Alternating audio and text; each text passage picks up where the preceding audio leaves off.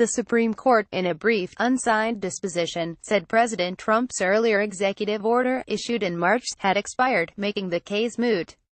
Drago for The New York Times. The Supreme Court on Tuesday dismissed the last remaining appeal in a pair of cases challenging President Trump's executive order, issued in March, that sought to limit travel to the United States.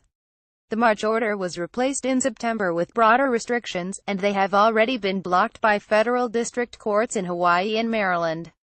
Tuesday's dismissal mostly amounted to judicial housekeeping, clearing out challenges to the March order as the justices await eventual appeals from the one issued in September. In its brief, unsigned disposition, the court said the March order had expired, making the case moot. "We express no view on the merits," the court said. But the Supreme Court did a little more than simply remove the case from its docket. It also vacated the decision under appeal, from the United States Court of Appeals for the Ninth Circuit, in San Francisco, meaning it cannot be used as a precedent. Justice Sonia Sotomayor dissented, saying that she would have simply dismissed the case, and allowed the appeals court decision to remain on the books.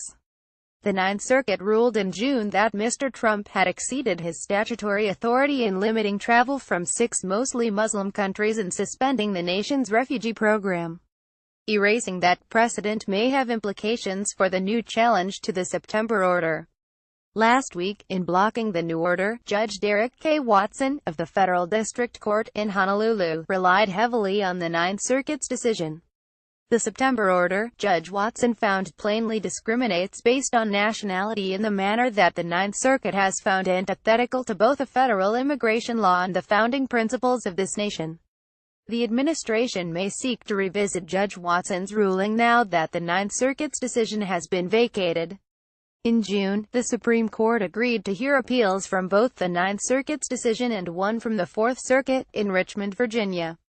The Fourth Circuit had also ruled against the administration, but on different grounds, saying that the March order violated the First Amendment's Establishment Clause in discriminating based on religion. Over the summer, the two sides continued to tangle in court over what aspects of the March order could be enforced in the meantime. In its June order, the Supreme Court said that people with a credible claim of a bona fide relationship with a person or entity in the United States could continue to enter the country. In rulings issued in July and September, the justices upheld broad restrictions against refugees entering the United States but allowed grandparents and other relatives of American residents to travel here. The administration's issuance of the September order prompted the justices to cancel oral arguments in the two cases, which had been scheduled for October 10, and to ask the parties for briefs on whether the cases were moot. The administration said they were, and it urged the court to vacate the appeals court decisions. The challengers asked the justices to hear the appeals and to leave the appeals court decisions in place if they decided to dismiss them. On October 10, the day the arguments were to have been heard, the court dismissed the administration's appeal from the Fourth Circuit's ruling and vacated the appeals court's decision.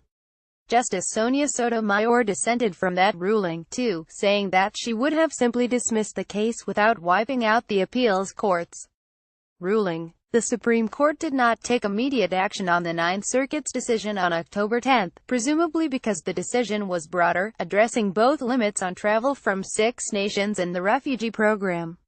The September order concerned only travel restrictions from a similar set of countries, and not the refugee program. Follow Adam Liptak on Twitter at @AdamLiptak.